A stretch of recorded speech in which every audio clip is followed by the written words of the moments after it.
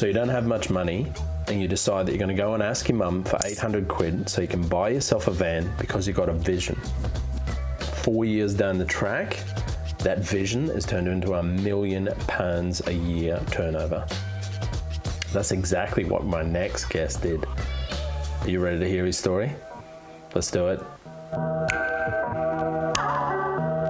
Craig, thanks for coming on the show today. I'm really excited to speak to you, mate. You've got an interesting story. I'm ready to hear it. Let's do it. Yeah, good, John. Yeah, can't wait. Go for it, mate. Tell me your story. Onto our business, like Quinnergy, how it kind of started. It started off the back of an idea from my kind of new partner, Sarah. Sarah was in the property game. She was struggling for reliable contractors, carrying out testing. For when you rent out a property, you need safety certificates in place before you can rent the property out. And she was struggling, like old dinosaurs running about in a van, can't do their paperwork, can't send it in. Like, that's what you're hearing all the time. Tradesmen were just difficult with paperwork. So I just thought, this has got to be easy. Let's give it a go. So set up Quinnergy. Quinnergy's half my son's name. That's Quinn, and then Energy. Quinn and Energy. That's how the name came about.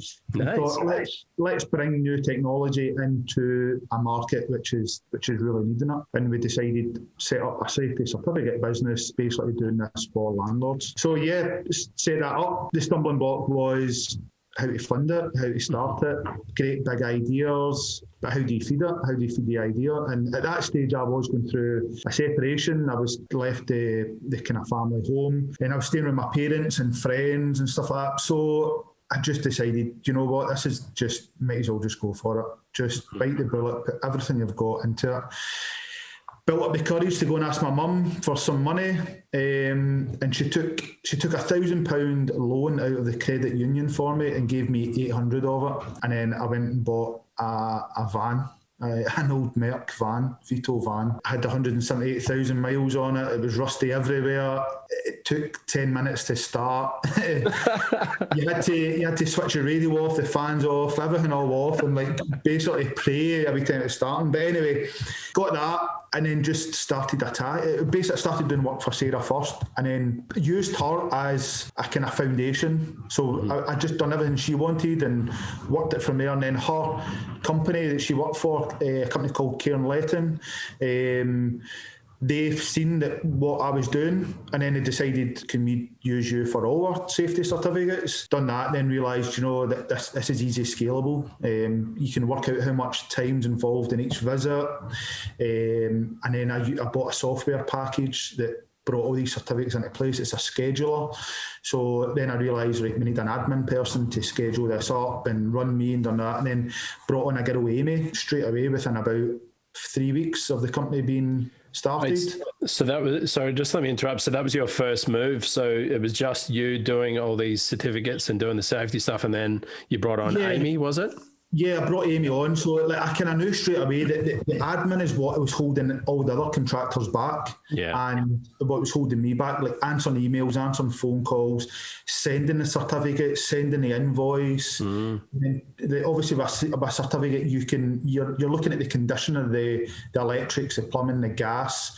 So there could be remedials after that. So then you've got to build up a quote, then you've got to send that. So then I realised straight away, admin is where this is. 50% us being out doing the practical, 50 admin. So I thought, bring on an admin girl. And Sarah used to work with a girl called Amy Grimison. She's still with us. She's my left-hand woman in the business. She was from a letting agency. So I thought, well, all we do is work for letting agents. So it's best to have somebody that came from a letting background, understanding what we need or what the letting agent needs from us.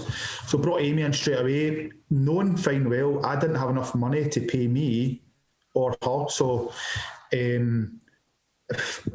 don't know how we get through the first couple of months, to be honest, by hook or by crook.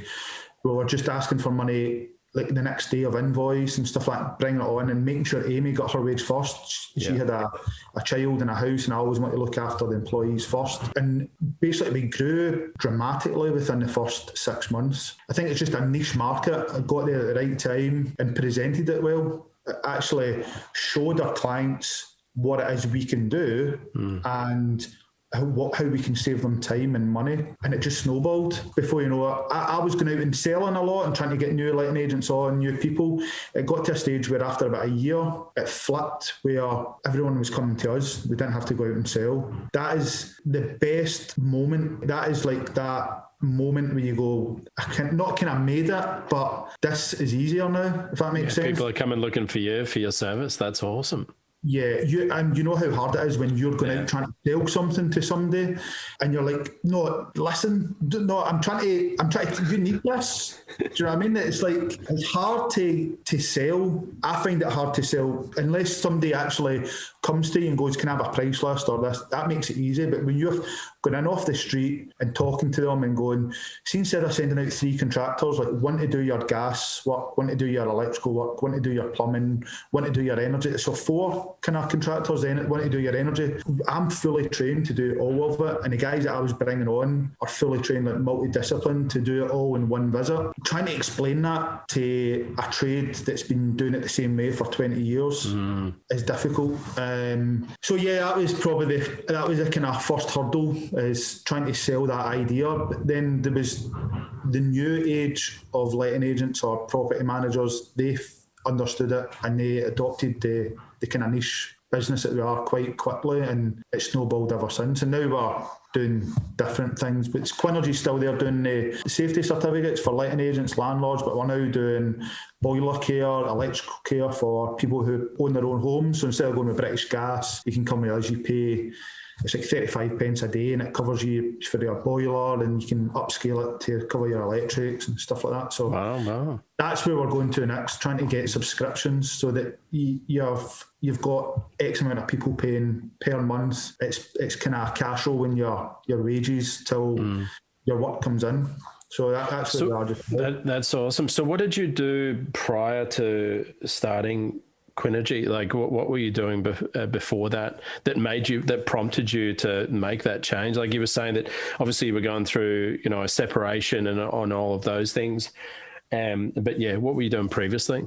Yeah, so I served my time as an electrician with a local company in Hamilton called EICR Steel. Long gone now, they were bought over by Carillion and McAlpine and stuff like that. So I got a very good apprenticeship with them. And in my third year, I kind of went into junior engineering, contracts management, facilities management. They retrained me to go into that. Then I kind of worked as a facilities manager, looking after buildings, the air conditioning, the plumbing. So that's how I got multidisciplined that way. And then I learned how to use systems. So they had work schedule systems and maintenance schedule systems. So your computer or the system you used printed off what maintenance you had to do that week, and then you scheduled whatever guys you had in that team to go and do that maintenance, and then you signed it all off, and then it kept coming round, and then you were using asset management tools to manage that. So that's why I adopted these systems into Quinnergy. So I'd done that for a while, and then I get bored of it when I was about late 20s. I get into car trade, really different thing. Had a car wash and had a car garage, buying and selling cars, fixing cars, and then we had a car wash outside of it. Made some good money with that. Unfortunately, the M77 came through where we were based, down in Rutherglen, Kilmarnock, M74, M77, can't remember. And it was a compulsory buy to get us out of where we were. Then I kind of just dossed about. I bought some property and then went back into the tools doing electrical, and then started doing electrical work, self-employed. Done that for a while, and then the last recession kicked in, and then everything died overnight. I'd spent all the money. I'd spent all my money really by then. All our money was inside property, and then the property had plummeted. So kind of a low point then, 2006, 2007, and out the blue, I was talking to a friend that I'd not spoke to for years, and he was working in Afghanistan just at the time of the war, and he got me a job. I went and worked over in Afghanistan and Iraq. Yeah, just totally, to be honest, it was the pound signs, really. I didn't actually know what I was going over for. That was an experience. So, like, the first flight over in a kind of military aircraft, sitting on a net, like not even a seat, sitting on a net, pitch black. It's just, their first landing in Afghanistan was just weird, really, really weird. I was sick and everything. I had all your body armour on and a hard hat, or what you call the military helmets. Yeah. And I was like going to be sick, and there was a marine guy sitting next to me and a private security guy sitting in front of us. So you weren't sitting looking down at the plane, you were sitting across the plane looking at the other person. Right. So it was a weird experience flying. And I was saying to him, like, I'm going to be sick to move out of the way. And he's like, he's pointing at my hat. So I had to take my hat off, and I was sick in my hat. And then the guy was like to me, you need to put your hat back on. So I'm looking down the line, there's quite a few people being sick, because the way I had to come in to land, it was quite an abrupt, so that it was straight down. Right. So I put the fucking hat, and I could feel the sick running down my back, and then just landed in this airbase. And it was like, right, go, like contractors this way, military that way, and I was like, oh my God, where am I? Like, what has happened? So anyway, done that for 5-6 years, and then came back, and then I worked offshore when I came back after that, got a job in Aberdeen. That's when I met separating and meeting Sarah, and I was doing homers when I was working offshore, and it was for letting agents and stuff. It just clicked that I could do this as a business kind of thing, doing work for letting agents and landlords. And then I just decided, I'm not working offshore again. I'm just going to come back. I wanted to set up life with kind of Sarah, have a kind of strong house for the family, if you know what I mean. And then that was it. That's how it kind of came about. And we've never looked back. That's now 4 years. So it's doing well. That's great. So you were saying before, sort of talking about proud moments. Was that a proud moment in your business when people started chasing you, started knocking on your door and looking for Craig? Yeah, and that was probably the turning point. Obviously not the proudest moment in life, but the proudest moment of kind of Quinnergy, the fact that we had clamped out vans, and then I managed to get enough kind of clout behind me to get credit to get a brand new van, and then getting it after a kind of year, and then getting it sign written and having your branding on it, and then, as you say, people coming to it. It was like, it's actually a thing now. It's actually a company, because there's a tipping point where you're shouting at everyone to say, look, here's Quinnergy, look, this is what it is, this is what we do, and you're eager all the time to like promote yourself and trying to get people to see you and do this. And then when it tips that people do see you and want to use you without asking what it is you do or having to explain yourself, that is a great moment. And that's probably the proudest moment of the kind of company. The next stage of that is when you've got people working for you and they're proud to work for you, and you can afford to pay their wages. Because for the first wee while of when it was like 3 or 4 people, back to the stage at the very start where I wasn't taking a wage, them were getting their money. And then when after 3 months, and because there's obviously like a 90-day pay period, 30 to 90 days, when it started to pick back up, then I would pay myself. So when you get out of that horrible circle and you can basically pay yourself every month and you can pay everybody else, that's another great moment as well. That's awesome. Wow, this story is just going straight in. I love it with the Afghanistan, and I know it's so like, I mean, there's so much to it, but awesome. I think a lot of people have that when they start up businesses. They maybe fall into it at different stages of their life that you wouldn't expect to start up a business. And that, I mean, I was making good money in Afghan and then making good money when I was offshore, but then obviously that all stopping and then leaving the family at home and still having to pay for that while you weren't there and out of work. And so, I think that was a tough moment.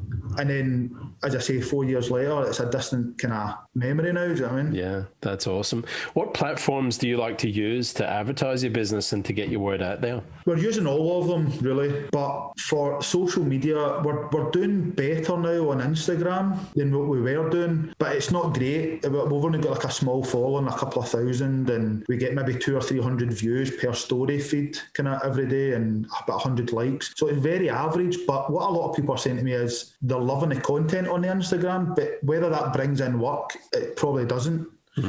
So where we generate our leads from, or where our work comes from, is more LinkedIn, because a lot of letting agents, property managers, business to business, people who are wanting to invest in property, who have that kind of thing, or on that, and it's easy to find other people on that, where it's not easy to find that on Instagram. So you only find it if you want to follow somebody, or the hashtags are too dense, that if somebody just goes into Instagram and types in a hashtag that you want to be associated with, it's too dense. Your posts need to be rocketing above everybody else's posts, or you need to promote them. So I would say LinkedIn. Facebook's good. There's quite a lot of groups on Facebook. I've kind of got a love lost for Facebook. Facebook is what I used to use when I had the garage 10 years ago, and it done really well, and I liked it. But without swearing, there's a lot of balloons on it that just I can't deal with, if you know what I mean. You get a lot of I see that more and more. It's weird since lockdown. I'm seeing that more and more with a lot of people who just got so many opinions, and it's almost like I feel like people are kind of fed up with being in lockdown as well, so they're just kind of a bit bored, and so they seem to target either lashing out, personal or to do with business as well. It's kind of I understand what you're saying when you're talking about that. Yeah, so we decided like 2 years ago that we'll make a LinkedIn company page as well as like personal pages for it all. And it's been very hard growing the LinkedIn business page. The algorithms for that is very different compared to your personal stuff, but it's starting to grow now because we've kept at it. We've kept just tagging the page in on our personal, most of our personal pages, trying to do engagement, trying to ask questions on the post rather than just. The worst thing you can do when it comes to marketing and stuff like that for your business is go on about what it is you always do, what it is you're providing. Like, we are the number one EICR company or gas safety company, and we can do this and we can do that for you. When you see posts like that, you just swipe by.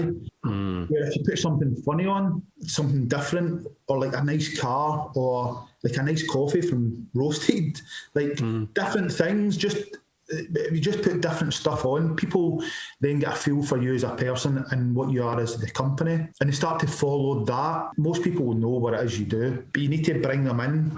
So we use that. Our Instagram sometimes quite funny and quite close to the bone, but it's engaging, if you know what I mean. It's kind of real. It's kind of like day-to-day stuff, a bit like Roasted's and Theo's stuff. So like we're doing that. So, but I would say our main generation of leads comes from Google, really. In all honesty, you can't shy away from it. We've stopped doing Google ads because we've got that much leads coming in.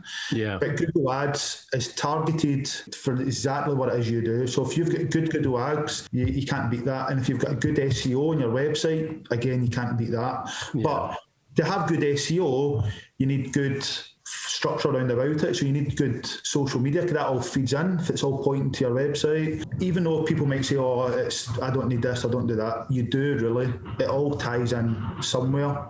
So if you've got good socials, your website will grow with your socials, kind of thing. And then if you've got good ads, then you're targeting your market. So to go back to the question, I would say LinkedIn for kind of lead generation, Google ads, and then your website to get a level of trust. Just say, for instance, if you're looking to use somebody to get a gas safety done, you would maybe go into Google and type it.